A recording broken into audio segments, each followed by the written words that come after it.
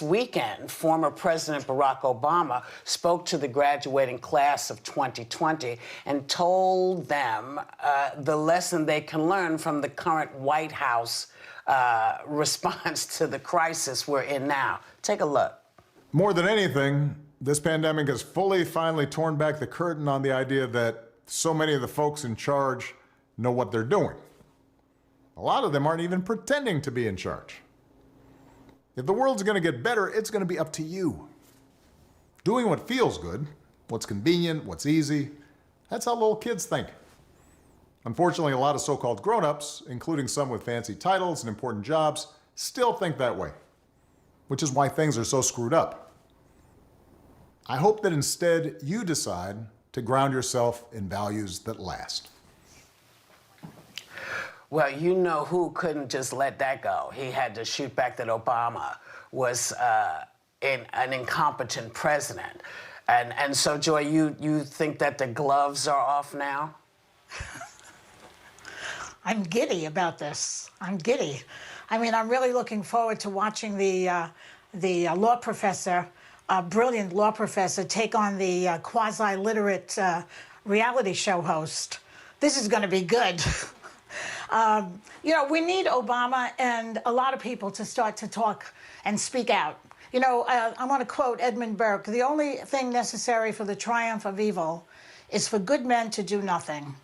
And people need to start talking. I see that there's a little bit of a crack where Romney is now opening his mouth. We need more Republicans to speak out against this debacle that's going on. You know, Charles Blow in the New York Times talks about how Trump has Obama in his head.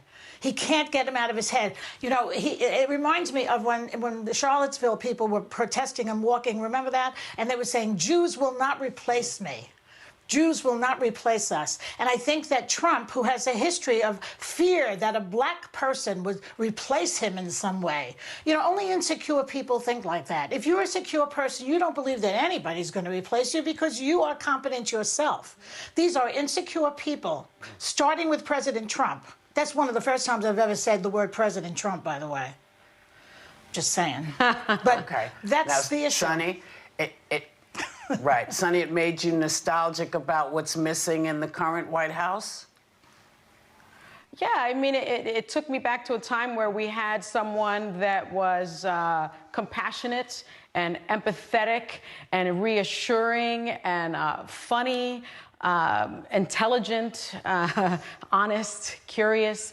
And you know, I had, you know, a couple of my son's graduating senior friends come in their cars with their masks and gloves and watch the speech on a big screen outside.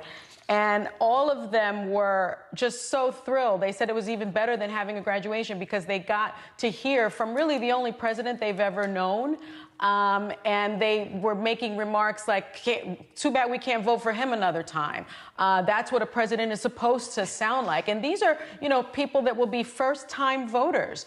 And I think it was really spectacular that he was giving them this charge, that they will change the world. And they are going through unprecedented times.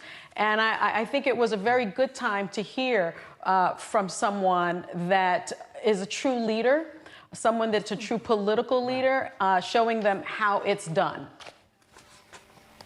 And some people are saying that this wasn't the time or place to get political. What do you think, Megan?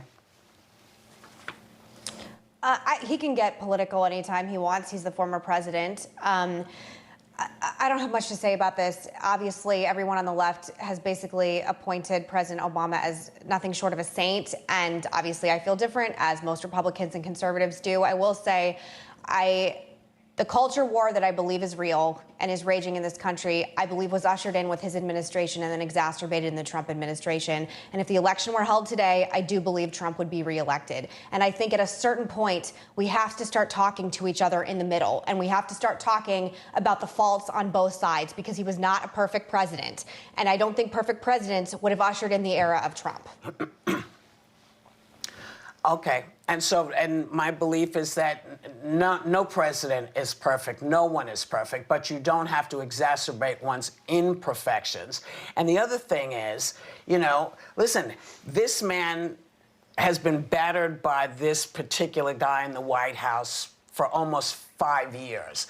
He's been called incompetent, not an American citizen. So the fact that Obama has said something is great. And I don't think people are holding up Obama. I think they miss him. They miss Clinton. You know, you've heard people say they miss Bush. They miss that thing that you, whether you agreed with somebody or not, you never questioned how they felt about the country. You didn't question it. You didn't agree with them. But this is different. This feels different. This feels like there are very few people out there caring. And this culture war, I'm sure it's out there because people were kind of shocked, I guess, when it turned out that Obama was black.